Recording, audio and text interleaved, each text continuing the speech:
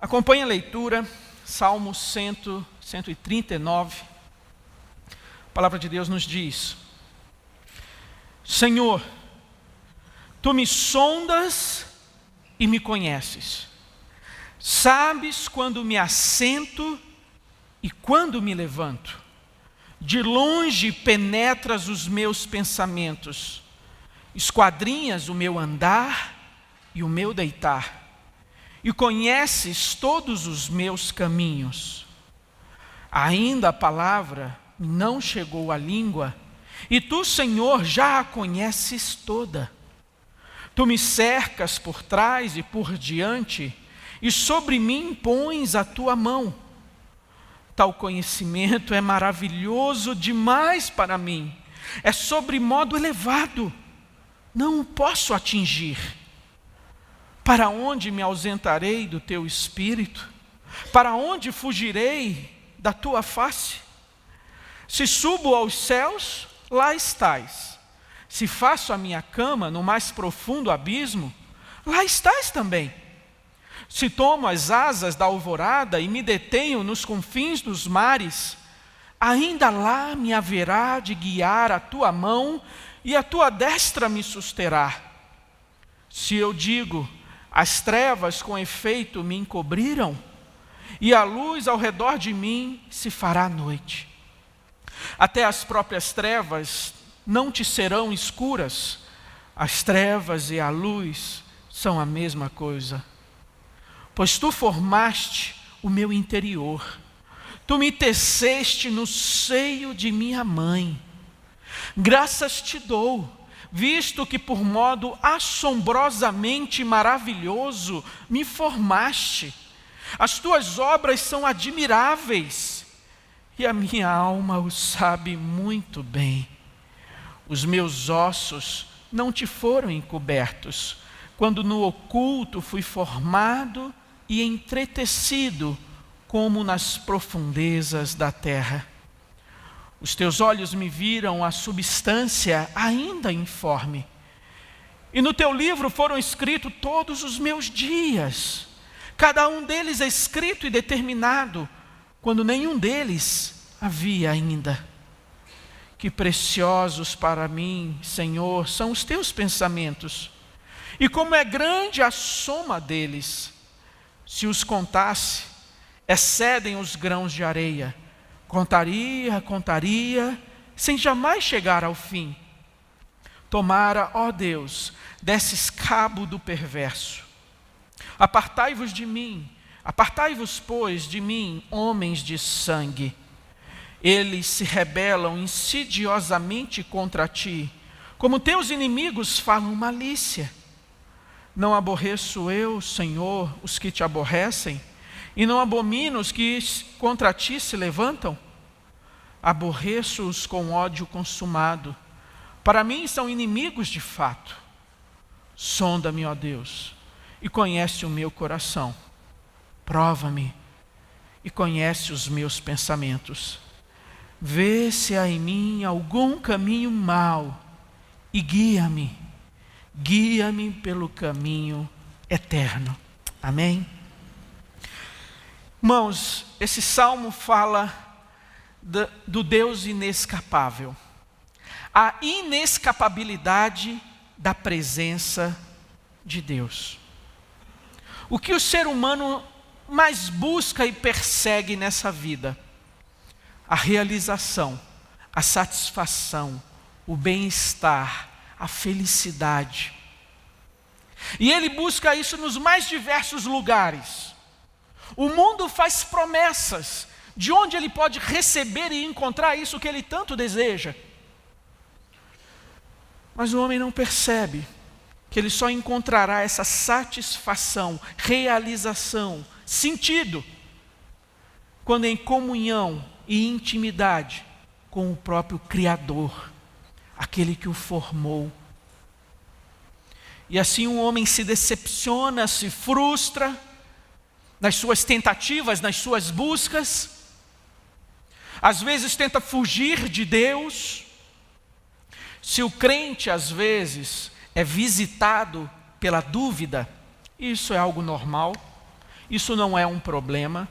Você, como crente, pode ter suas dúvidas, porque eu tenho meus momentos de dúvida, e Deus sabe e reconhece a nossa fraqueza. Isso não é um problema.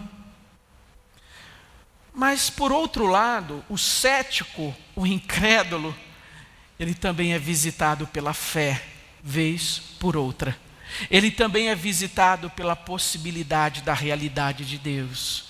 Isso o assombra e o persegue, e ele tenta fugir dessa realidade. O tema central desse salmo parece até um pouco obscuro. Parece que o salmo só fala de Deus, da sua grandeza, do seu poder, da sua presença que habita toda a terra, onde nenhum ser humano pode escapar da sua presença. Parece que essa é a grande tônica do salmo. O que motiva o salmista a orar, a escrever esse poema em adoração a Deus. Mas para você entender o tema central e o que motiva Davi a escrever esse cântico, essa oração, é justamente o final do salmo. Quando ele fala desses homens maus e perversos. Esse é a grande motivação de Davi.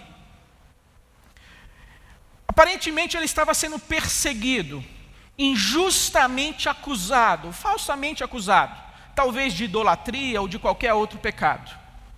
E diante dessa falsa acusação, Davi apela para o juiz perfeito, para o supremo juiz.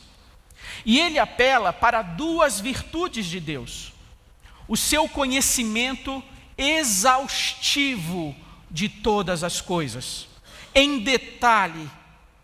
Esse Deus que conhece as nossas motivações, por que fazemos o que fazemos, por que buscamos, desejamos e corremos atrás de certas coisas.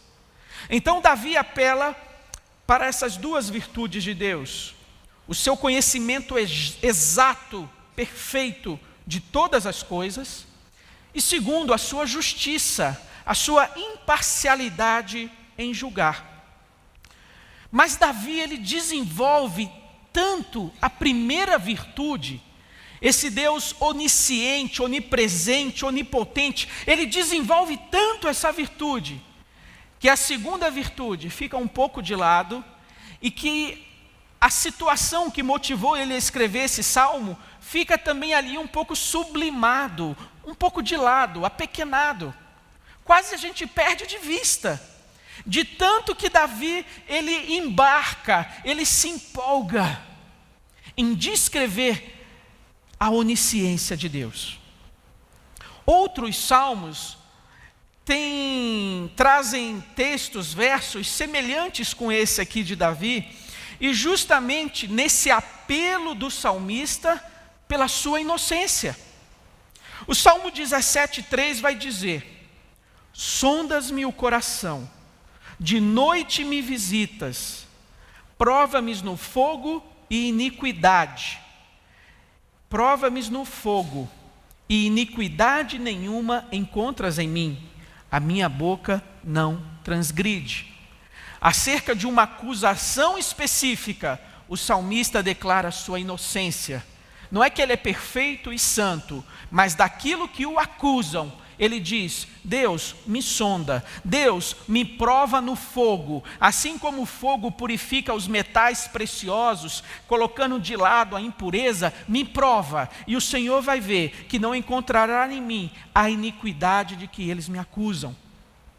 Salmo 26: faze-me justiça, Senhor, pois tenho andado na minha integridade, e confio no Senhor sem vacilar. Examina-me, Senhor, prova-me, sonda-me o coração e os pensamentos, pois a tua benignidade tenho perante os olhos, e tenho andado na tua verdade.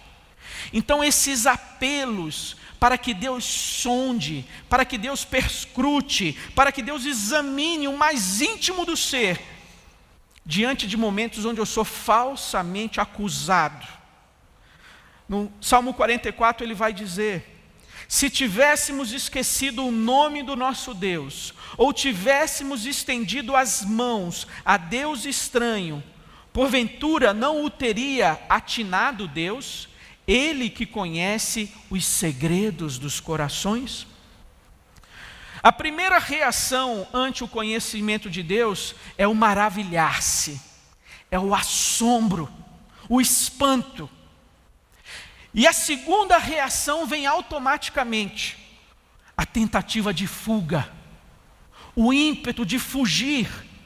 Esse é o raciocínio de Davi no Salmo, a partir do verso 7. Para onde fugirei? Para onde me ausentarei do teu espírito, da tua face? Aonde eu poderei me esconder dos teus olhos? Amós, no capítulo 9, ele vai retratar a ação de Deus diante daqueles que tentam fugir do seu juízo. O texto diz: ainda que desçam ao mais profundo abismo, a minha mão os tirará de lá. Se subirem ao céu, de lá os farei descer. E o contexto aqui desse verso 2 de Amós 9 é justamente do povo que tenta fugir de Deus por causa dos seus pecados. E Deus diz: ainda que desça num profundo abismo, minha mão vai tirar você de lá. E se você subir ao céu, de lá eu os farei descer. Não tem como fugir e escapar da presença de Deus. Esse Deus, ele tem um conhecimento infinito de cada um de nós. Mas o conhecimento de Deus também é um conhecimento íntimo, pessoal. Ele pensa em você, mesmo quando você não está pensando nele. O elemento central da nossa vida não é o seu conhecimento de Deus, não é o que você conhece acerca de Deus, mas é o conhecimento que Deus tem sobre você. Não é o fato de você buscar a Deus, mas o fato de Deus buscar você. Em alguns países, eles proíbem Bíblias em hotéis, proíbem orações em escolas, proíbem quadros com os 10 mandamentos em tribunais. Mas nenhuma lei poderá tirar a presença de Deus desses lugares. É inútil. E até ali Deus pode visitar o homem com a sua graça e com o seu poder. A existência humana, ela se realiza numa série de polaridades e contingências. O andar, o deitar, o tempo, o espaço, sentar-se, levantar-se, pensamento, palavra. E tudo isso é abarcado, contido pela sabedoria única e total de Deus. Por cima, por trás, adiante, antes que a palavra seja formada, Ele já conhece o pensamento. A presença de Deus domina todas essas contingências e realidades.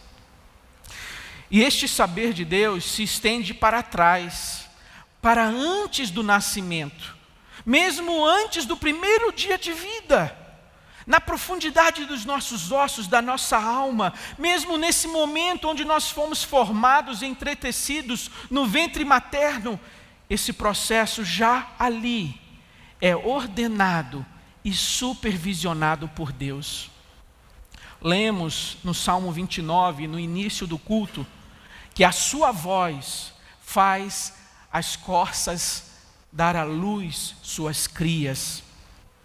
Se Deus no seu poder controla até as corças parindo, até os animais ao parir, isso está debaixo do controle, da ordem, da supervisão de Deus, quanto mais o momento onde eu e você fomos formados, entretecidos no ventre materno. Você não está aqui por um acidente, por uma casualidade, por um descuido. Nós podemos, nesse salmo, perceber, esse salmo nos coloca diante da realidade, todo homem na presença de Deus, todo homem diante da inescapabilidade da presença de Deus na vida humana. Ninguém escapa da presença de Deus. É impossível fugir diante dele. Nossas tentativas de fuga, de evasão, são loucuras. A nossa vida é um total e absoluto flagrante diante de Deus. Mas essa tentativa de fugir de Deus é muito antiga. Adão e Eva já tentaram se esconder e fugir de Deus. Assim que o pecado entra no mundo, a primeira atitude, postura e sentimento no coração do ser humano, agora desconectado do seu Criador, agora não mais numa relação de comunhão, de intimidade, o primeiro sentimento que Adão vai descrever, pronunciar, eu ouvi a tua voz e tive medo. Aquela voz que no entardecer antes trazia acolhimento, alento, prazer, alegria, a boa hora do dia, o momento de comunhão com Deus. Deus chegou. Vamos lá, Deus chegou, vamos falar com Ele, vamos estar com Ele, vamos falar como foi o nosso dia, vamos falar o que nós descobrimos hoje, uma fruta nova que nós experimentamos, um animal novo ali que nós não conhecíamos e demos um nome para ele hoje. Vamos falar com Deus da sua obra, da sua criação, vamos falar com Ele como a cada dia nós nos surpreendemos e nos assombramos com a beleza daquilo que Deus fez. Vamos falar com Ele. Mas naquele dia foi diferente. Naquele dia, Adão e Eva olharam um para o outro e não sabiam o que fazer. E ficaram em pânico. Eva olhou para seu marido, seu esposo, e esperou dele uma atitude, uma reação. E ele, como líder, a pegou pela mão e se embrenhou atrás dos arbustos, pensando que teria êxito em fugir da presença de Deus. Ele estava perdido, não de Deus, mas dele mesmo, da sua identidade, de quem ele era em Deus. Ele estava ali em confusão interna, íntima, medos, ansiedades, temores, incertezas, coisas que ele nunca havia experimentado antes. A vida dele antes do pecado era uma perfeita integralidade, harmonia, tudo no seu devido lugar, as relações, a relação de autoridade e submissão, a relação com o seu próximo, com a sua esposa, não de disputa, de competição, de rivalidade, mas de comunhão, de completude, de complementaridade. E tudo isso agora estava desfigurado. Tudo para ele agora era novo. E ele tenta fugir de Deus. Deus, como um pai, que ao chegar em casa vê o seu filho se escondendo atrás de uma planta, atrás de um sofá, embaixo da mesa, e o pai já percebe ali a brincadeira do filho, e entra naquela brincadeira. Fulano, onde você está? Filho, cadê você? E o pai vai se aproximando, como que brincando. Deus ali também de uma maneira paternal. Ele mesmo sabendo onde o homem está, ele começa a chamar por Adão. Adão, Adão. Aparenta para alguns que Deus não sabe, mas Deus sabe. É um recurso didático. Deus está ali se colocando, de uma maneira que possa ser compreendido pelo ser humano. Mas Adão foi o único que tentou fugir. Davi pensou que era possível escapar de Deus, escapar da justiça de Deus. Ele tentou esconder o seu pecado. Ele tentou criar uma situação ali onde o seu pecado ficasse encoberto, onde o seu pecado não fosse denunciado, explícito, exposto aos olhos de todos, mas sem sucesso. No tempo de Deus, ele manda o seu profeta, e esse aponta ali o dedo e diz: você é esse homem. Nós temos também Jonas, o profeta fujão. tentou fugir de Deus. Tentou ir na direção contrária de Deus, imaginando que estaria a salvo da ação do poder de Deus. E mesmo no mais profundo dos mares, no ventre de um grande peixe, Deus ouve e recebe a sua oração. E misericordiamente a responde, o livra, o liberta, lhe dá a ele uma nova oportunidade. Mas ele também tentou fugir de Deus. Você lembra do filho pródigo? Outro que, mesmo desfrutando da comunhão, da intimidade, da presença do Pai, seus olhos, sua cobiça, seus desejos e sonhos mais íntimos estavam nas coisas que brilhavam lá fora de casa, quando ele olhava pela janela. E sabe o que ele almejava? Liberdade. Fazer o que eu quero. Ninguém me controlando, ninguém dizendo que hora eu vou acordar, para onde eu vou, o que eu tenho que fazer. Eu quero liberdade, eu quero ser dono da minha vida, eu quero desfrutar da minha juventude, da minha vida. Eu não quero ver a vida passar e depois me arrepender, olhar para trás daquilo que eu não vivi. Eu não quero me arrepender do que eu fiz, eu só vou me arrepender daquilo que eu deixei de fazer. E assim ele se entrega à satisfação dos seus anseios, desejos e sonhos. Até que num curto espaço de tempo ele percebe que nada daquilo era suficiente, capaz de satisfazê-lo plenamente, totalmente. Assim como o jovem Agostinho, que mesmo filho de uma mãe piedosa e temente, entregou sua vida à devassidão, aos prazeres, à carnalidade, à sensualidade. Mas as orações de sua mãe o cobriam. E até que um dia a voz do alto, a voz de Deus, falou ao seu coração. E certa vez, ao passar na rua, uma mulher gritou: Agostinho, Agostinho! E ele ignorava aquela voz, aquele chamado, ele seguia seu caminho, e a mulher persistia: Agostinho, Agostinho, eu sou aquela. Ao que ele respondeu: mas eu não sou mais aquele. A nossa alma só encontra satisfação, sossego, sentido e realização para a vida quando essa alma descansa na comunhão com o seu Criador. Lembra da mulher samaritana tentando fugir de Jesus?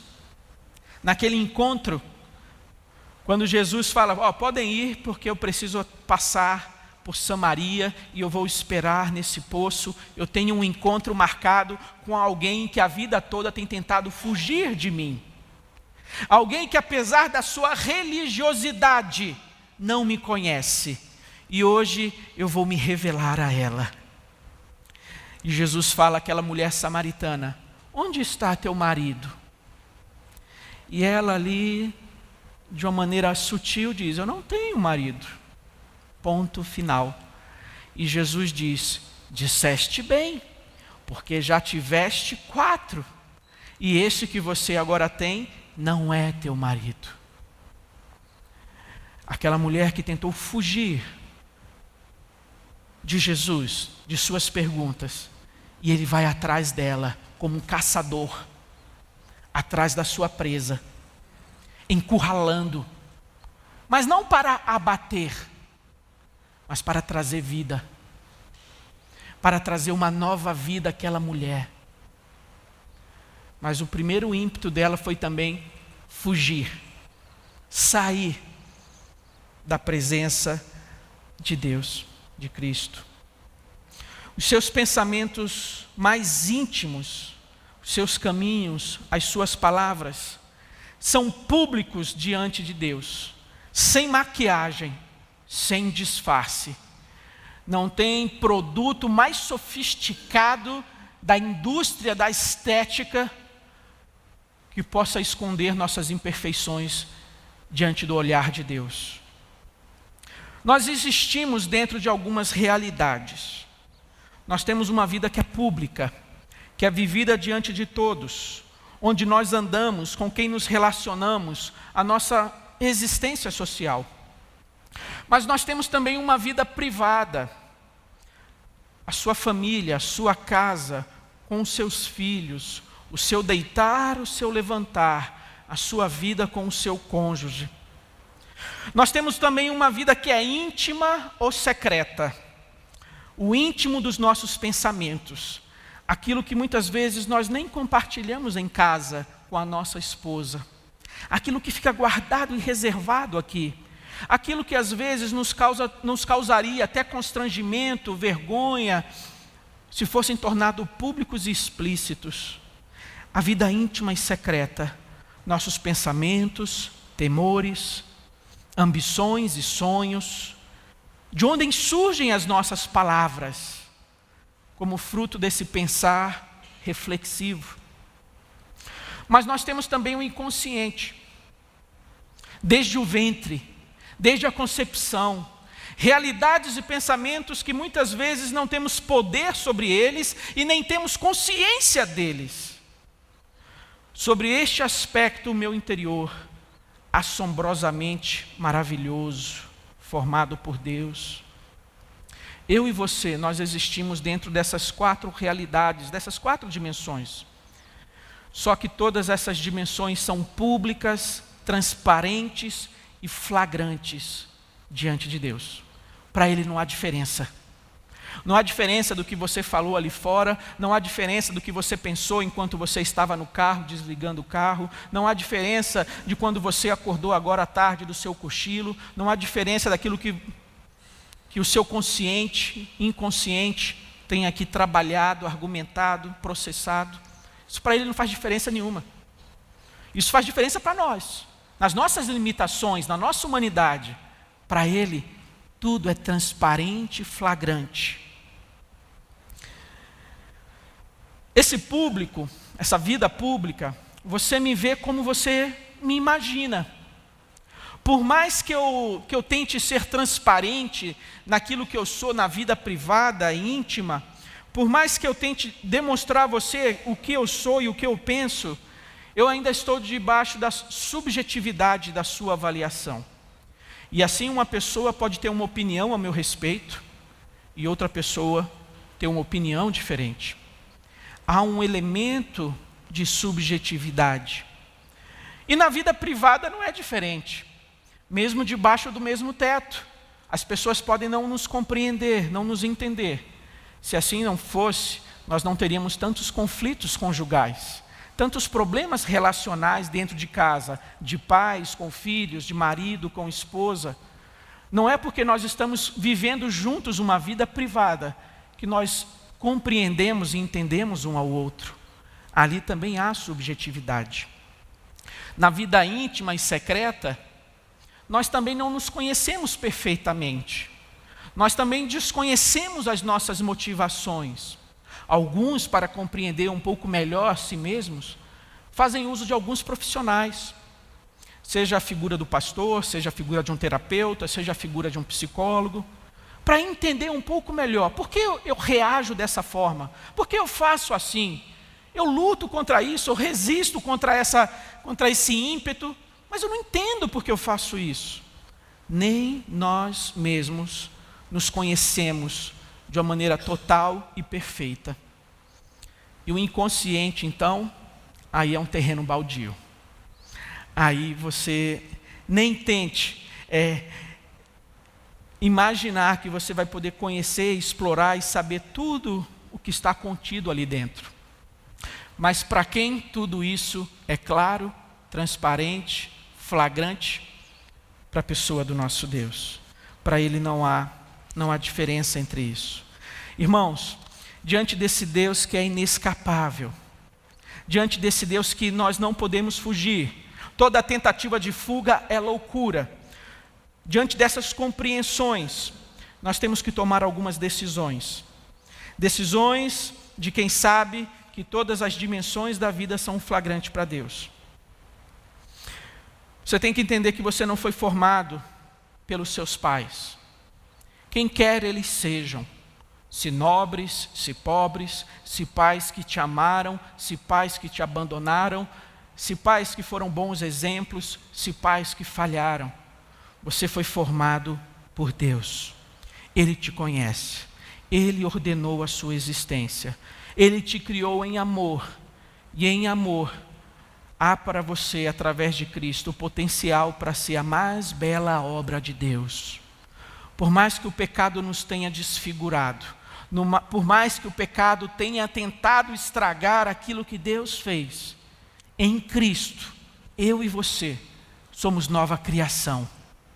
Em Cristo, eu e você temos o potencial de viver aquilo que Deus planejou para nós. A sua vida não está presa e limitada por essas contingências.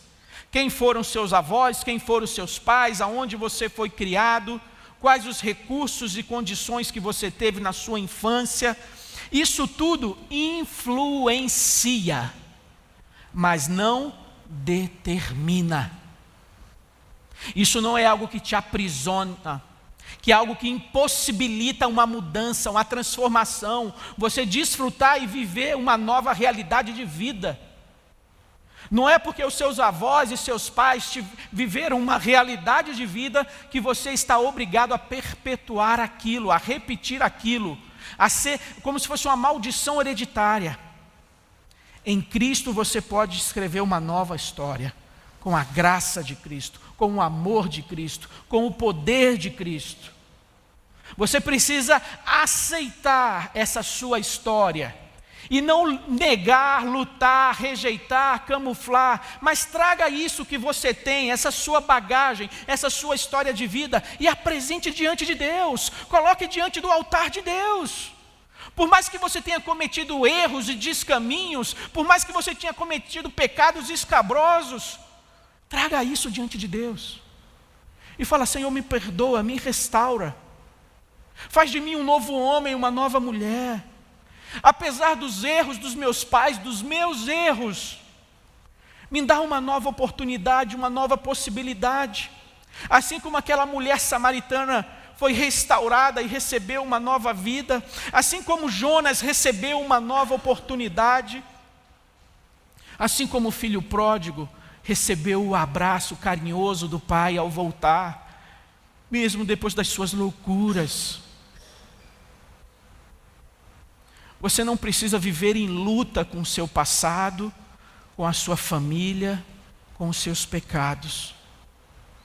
Você pode aceitar isso e colocar diante de Deus, diante de Cristo, para que Ele perdoe, limpe, restaure e faça uma nova criação.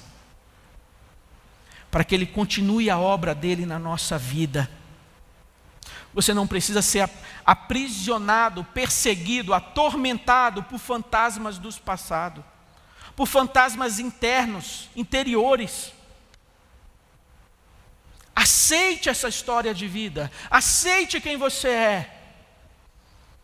Não no sentido de falar: ok, vou permanecer como estou, vou permanecer como sou. Não.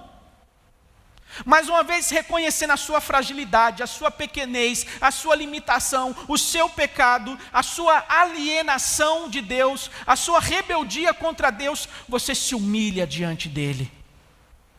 Você se quebranta diante dEle. E você diz: Senhor, por mais que eu busque refúgio e subterfúgio e alternativas, por mais que eu busque solução na sabedoria humana, na força humana, em mim mesmo, achar força em mim mesmo, Senhor, eu vou sempre fracassar. Sem Ti eu nada posso fazer, sem Ti eu nada posso ser.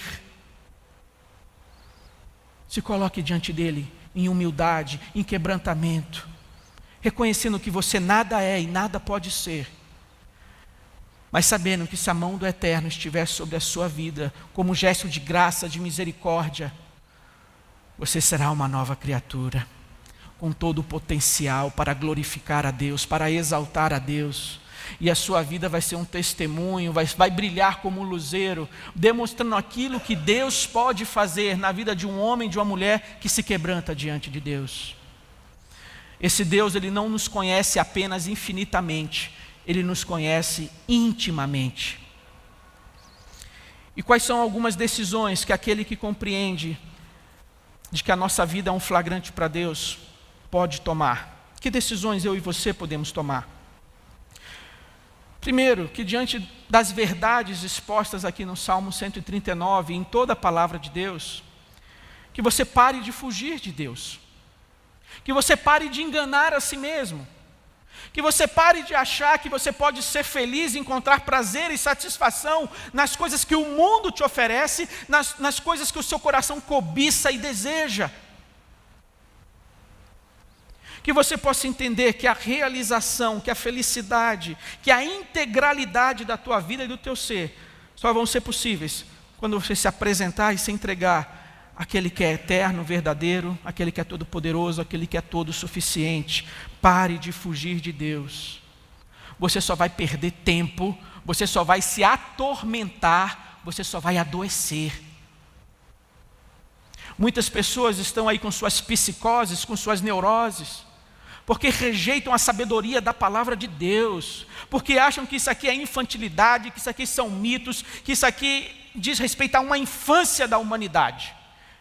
E que em pleno 2016 nós temos que fazer uso de outros recursos, da ciência, de todo o seu potencial, de tudo que ela descobriu. Isso é suficiente, isso vai trazer então alento e preencher a nossa alma.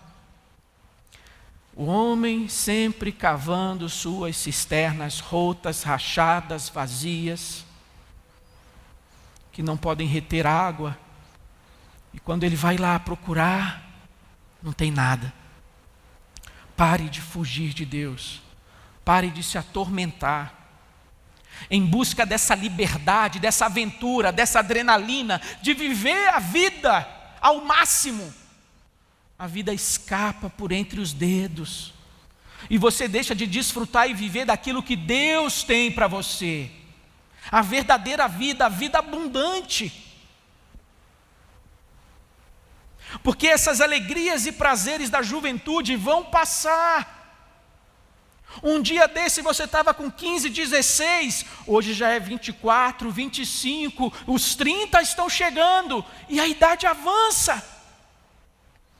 E aquelas coisas que na adolescência você tinha ali como, nossa, no dia que eu puder fazer isso, no dia que eu tiver meu carro, no dia que eu estiver na universidade, no dia que eu tiver o meu emprego, o meu salário, no dia que ninguém mais mandar em mim, que eu for dono do meu nariz, eu vou ser feliz.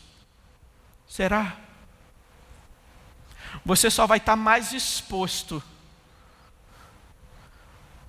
aos perigos e ciladas desse mundo, porque você não vai estar mais sob a tutela e os cuidados dos seus pais, que te amam, que já experimentaram as coisas desse mundo, já tiveram seus tombos, seus desacertos, e ao chegar na maturidade da vida percebem que foi um tempo perdido, que foram promessas que não se cumpriram. E esses pais que amam você, ao aconselhar e orientar você, eles apenas esperam e desejam que você não precise passar pelas frustrações e decepções que eles passaram. Você, na juventude, no desejo de ter experiências e viver essa liberdade, Deus perdoa, Deus restaura. Mas cicatrizes e marcas vão nos acompanhar. O perdão de Deus não significa que todas as consequências das nossas ações serão removidas. Você vai desfrutar da paz, do perdão, de uma nova oportunidade, mas muitas vezes aquelas consequências dos seus atos vão te acompanhar. Nós precisamos de humildade diante desse Deus e deixar dessa loucura de querer fugir de Deus, ser feliz longe de Deus, ser senhor da minha história, da minha vida, do meu destino. Isso é loucura. E quanto mais cedo você entender isso, mais abençoado você será. Como diz o salmista: bendito seja Deus, porque livrou meus olhos das lágrimas, porque livrou meus pés da queda e livrou minha alma da morte. Quando a gente teme ao Senhor, o princípio da sabedoria, o temor do Senhor, Deus nos protege de nós mesmos, dos nossos ímpetos, dos nossos impulsos, da nossa carnalidade, dos enganos desse mundo, do auto-engano. quando a gente compreende isso ainda na juventude, nós somos poupados de muitos males. Primeira decisão de quem entende que a nossa vida é um flagrante de Deus é que nós temos que parar de fugir de Deus. A segunda decisão é que nós temos que aceitar como alguém que é fruto do plano de Deus.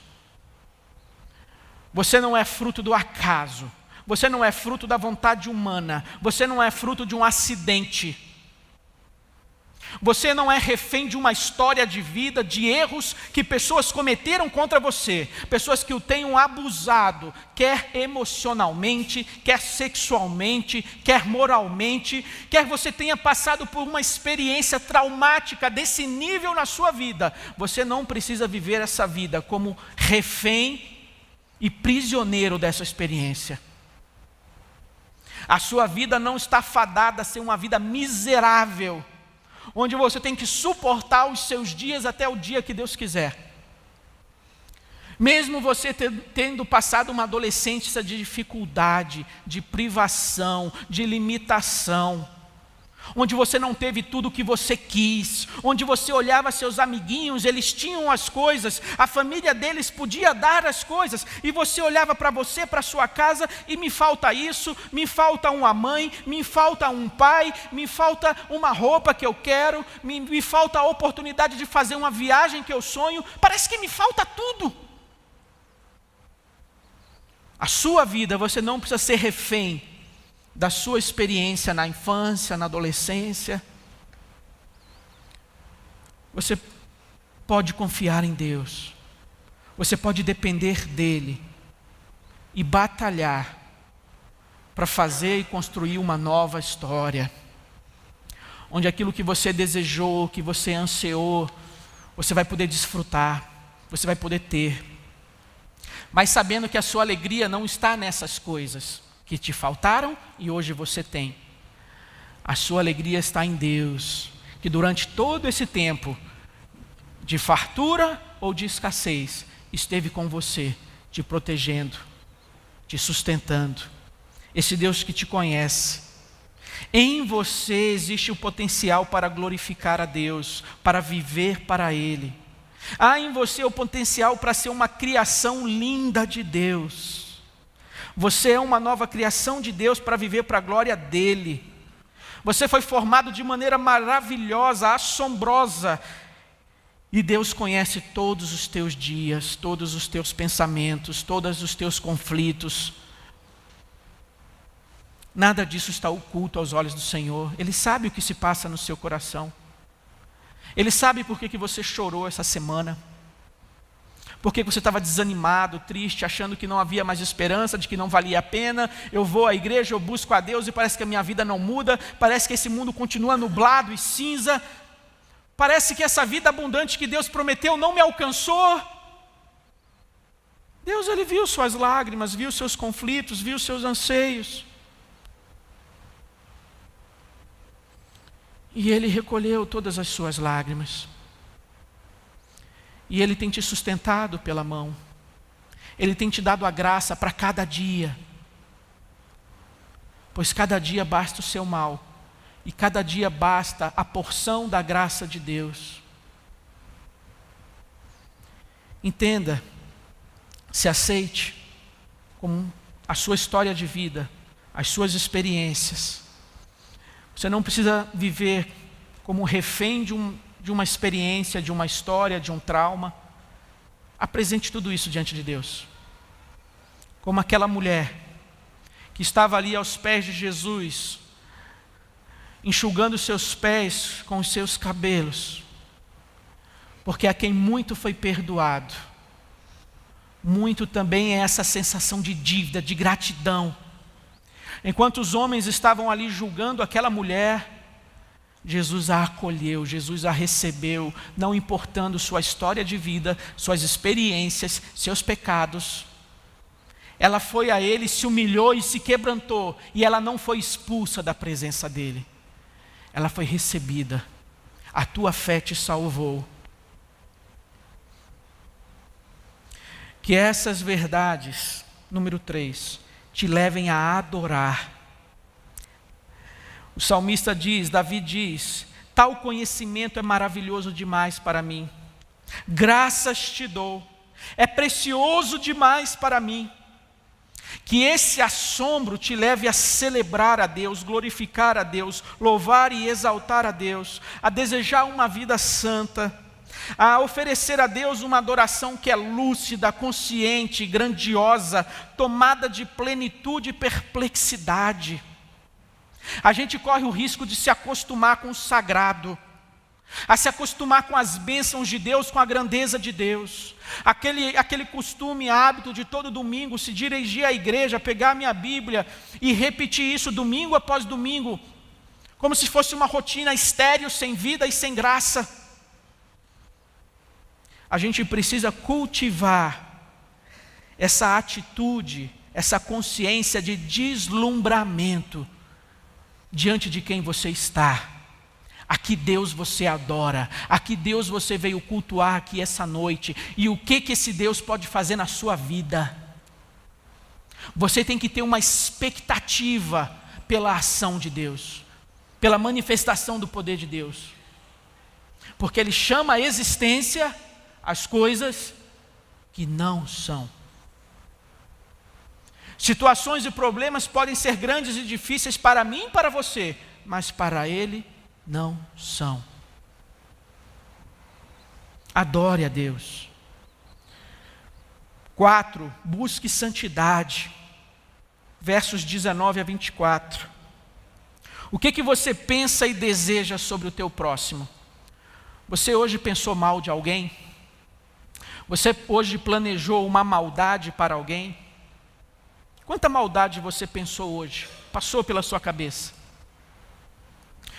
Em Cristo, nós não precisamos orar mais como Davi, para que Deus destrua o pecador.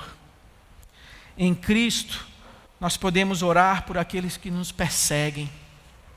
Nós podemos pedir que Deus salve, transforme e converta o pecador. Assim como Ele fez com Saulo no caminho de Damasco. Porém, não se associe com o ímpio. Não seja íntimo dele, não aprove as atitudes dele, não seja cúmplice da maldade dele. Ore por eles. Aborreça o falar malicioso, maldoso. Aborreça isso. Diante do olhar de Deus, que a tudo e a todos penetra e esmiuça, se afaste do mal e do pecado. Diga: em mim não, aqui não. Eu não quero essa atitude, essa postura para a minha vida. Quando a gente vive em santidade, a gente está vivendo a nova identidade. A gente está vivendo a nova criação. A gente está vivendo aquilo que Deus nos fez para ser e viver. Viver em santidade é viver a nova identidade em Cristo. E quando você faz isso, você glorifica a Deus, você adora a Deus. Porque a sua vida é um flagrante diante de Deus. Santifique seus pensamentos, santifique suas palavras, santifique suas emoções. Que isso nos leve a uma constante autoavaliação do nosso coração. Como Davi orou: sonda-me, ó Deus, revela a mim o meu coração, dá-me a graça de discernir e entender o meu coração, com o teu conhecimento que tens sobre mim. Que as minhas máscaras do auto-engano possam cair uma a uma, e assim eu tenha percepção dos meus equívocos, dos meus enganos. Quando Deus me sonda, eu me conheço. Quando Deus me prova, eu me percebo. Quando Deus vê o meu caminho mau, eu me enxergo. Quando Deus me guia pelo caminho eterno dentro de mim, é quando eu começo a corrigir a rota do meu equívoco, do meu engano, do meu pecado. Que Deus possa sondar os nossos corações. Essa é a espiritualidade que Jesus preconizou no Sermão do Monte. Entra no íntimo do teu quarto e tem ali um encontro com teu Deus. Que a sua vida pública seja um reflexo, uma expressão da realidade íntima e secreta da sua alma. Não fuja de Deus. Aceite aquilo que Deus pode fazer na sua vida. Deus nos conhece intimamente, não podemos enganá-lo. Deus está ao nosso lado constantemente, não podemos fugir e escapar dele. Deus nos criou maravilhosamente, não tem como ignorá-lo. Deus julga retamente, não podemos contestá-lo. Se não podemos enganar a Deus, se não podemos fugir de Deus, se não podemos ignorar a Deus, o mais sensato a fazer é lhe obedecer como um ato de adoração. Como Paulo orou em Romanos 11, ó profundidade da riqueza, tanto da sabedoria como do conhecimento de Deus. Quão insondáveis são os seus juízos, quão inescrutáveis os seus caminhos. Quem, pois, conheceu a mente do Senhor? Ou quem foi seu conselheiro? Ou quem primeiro deu a ele para que lhe venha a ser restituído? Porque dele, por meio dele e para ele são todas as coisas. A ele, pois, a glória eternamente. Amém.